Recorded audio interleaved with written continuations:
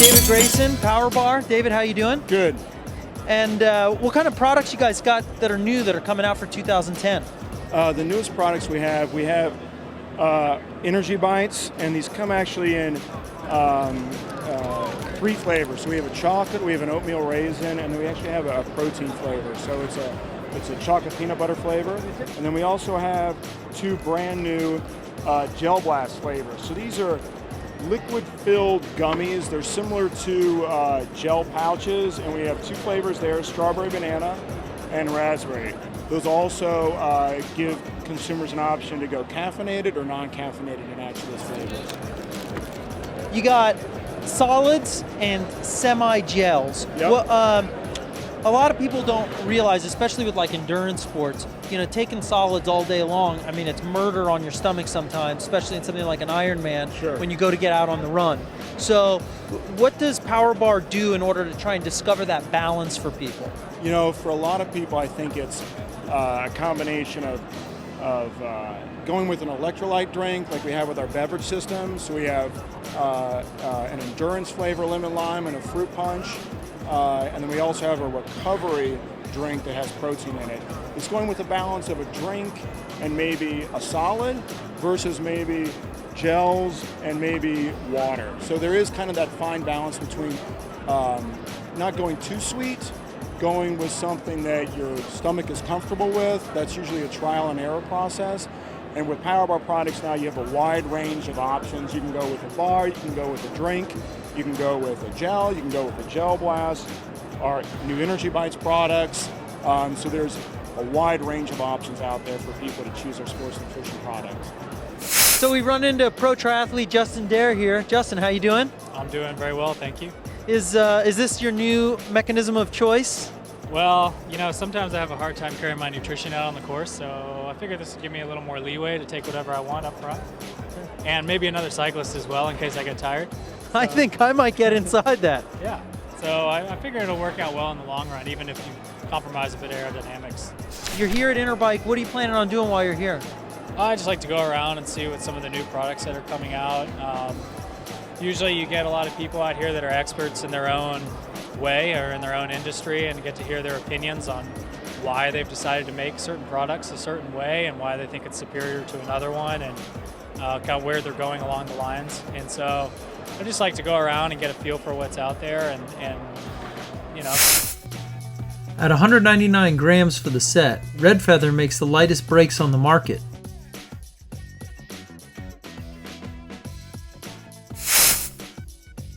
Skins has introduced a whole new line of products for triathlon, cycling, and recovery, all based on their proprietary 400 technology.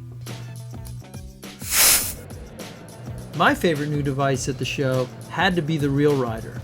I mean, I have a wind trainer collecting dust in my house because I just don't feel like it's a bike. Well, the Real Rider is a true cycling experience.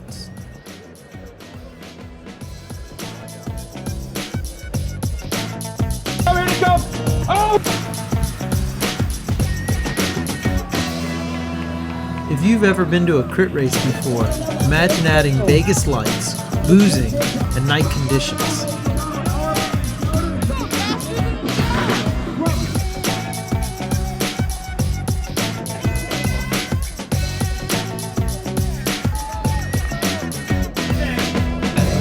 Brown paper bag, Corona, Guinness for the lady.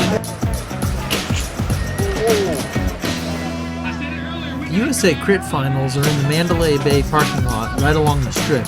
They're everything you'd expect and more.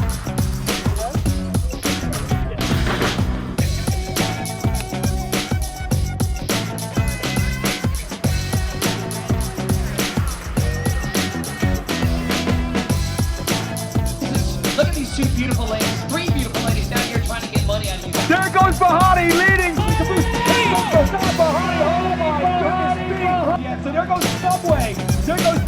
Horse now.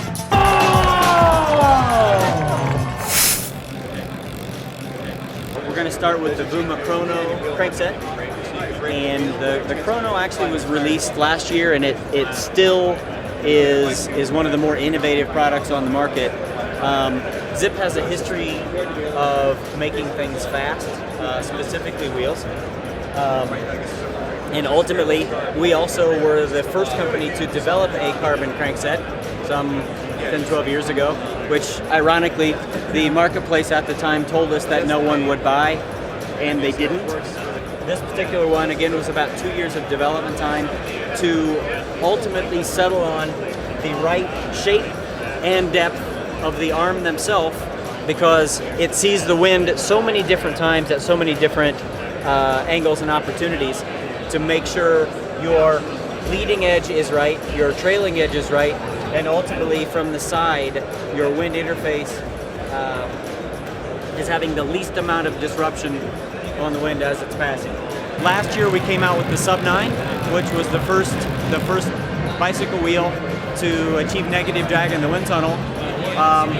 The Sub 9 itself, by construction, has a hollow hoop section out around the rim edge, which allows for a little bit more radial compliance, so it's a little bit more comfortable.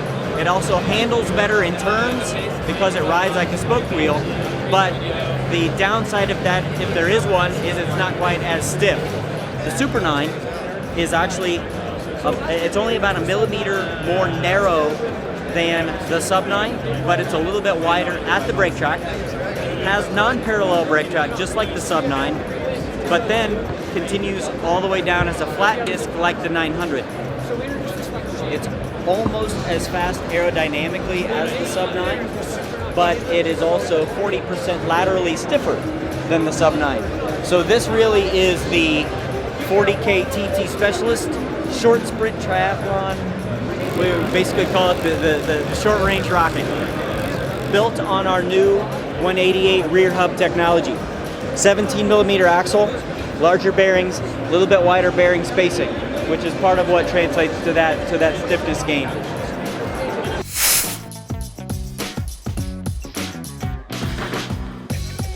Interbike itself is at the Sands Convention Center attached to the Venetian Hotel and Casino. The Venetian doesn't disappoint when it comes to all the style, exuberance, and palatialness one would expect from Vegas. Even if you never stay at the Venetian, it's worth a visit.